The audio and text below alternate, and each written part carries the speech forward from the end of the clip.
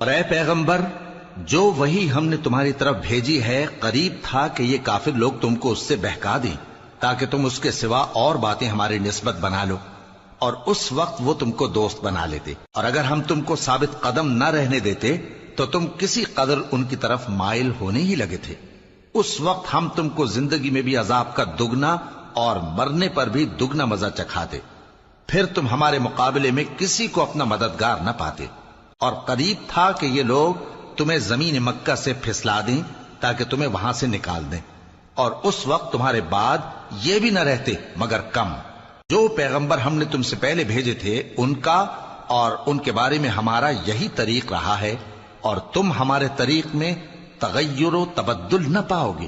اے محمد صلی اللہ علیہ وآلہ وسلم، سورج کے ڈھلنے سے رات کے اندھیرے تک ظہر، عصر، مغرب، عشاء کی نمازیں اور صبح کو قرآن پڑھا کرو، کیونکہ صبح کے وقت قرآن کا پڑھنا فرشتوں کی حاضری کا موقع ہوتا ہے، اور بعض حصہ شب میں بیدار ہوا کرو اور تہجد کی نماز پڑھا کرو، یہ شب خیزی تمہارے لیے ایک اضافی عمل ہے۔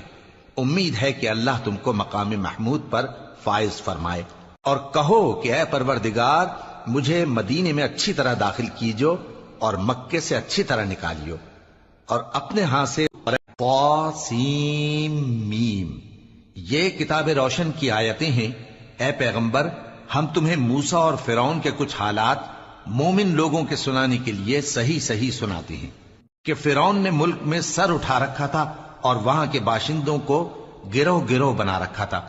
ان میں سے ایک گروہ کو یہاں تک کمزور کر دیا تھا کہ ان کے بیٹوں کو ذبح کر ڈالتا اور ان کی لڑکیوں کو زندہ رہنے دیتا۔ بے شک وہ مفسدوں میں تھا، اور ہم چاہتے تھے کہ جو لوگ ملک میں کمزور کر دیے گئے ہیں ان پر احسان کریں اور ان کو پیشوا بنائیں اور انہیں ملک کا وارث بنائیں، اور ملک میں ان کو قدرت دیں، اور فرعون اور حامان اور ان کے لشکر کو وہ چیز دکھا دیں جس سے وہ ڈرتے تھے۔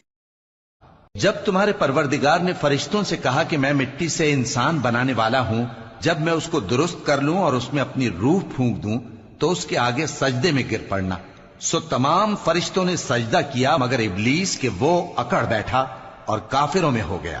اللہ نے فرمایا کہ اے ابلیس، جس شخص کو میں نے اپنے ہاتھوں سے بنایا اس کے آگے سجدہ کرنے سے تجھے کس چیز نے منع کیا؟ کیا تو غرور میں آ گیا یا اونچے درجے والوں میں تھا؟ بولا کہ میں اس سے بہتر ہوں کہ تو نے مجھ کو آگ سے پیدا کیا اور اسے مٹی سے بنایا۔ فرمایا بس یہاں سے نکل جا، تو مردود ہے اور تجھ پر قیامت کے دن تک میری لعنت پڑتی رہے گی۔ کہنے لگا کہ میرے پروردگار، اچھا تو مجھے اس روز تک کہ لوگ اٹھائے جائیں مہلت دے۔ فرمایا کہ تجھ کو مہلت دی جاتی ہے اس روز تک جس کا وقت مقرر ہے۔ کہنے لگا کہ مجھے تیری عزت کی قسم، میں ان سب کو بہکاتا رہوں گا سوائے ان کے جو تیرے چنے ہوئے بندے ہیں۔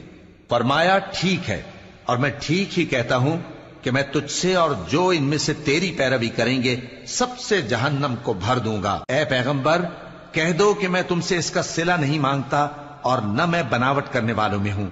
یہ قرآن تو اہل عالم کے لیے نصیحت ہے، اور تم کو اس کا حال کچھ وقت کے بعد معلوم ہو جائے۔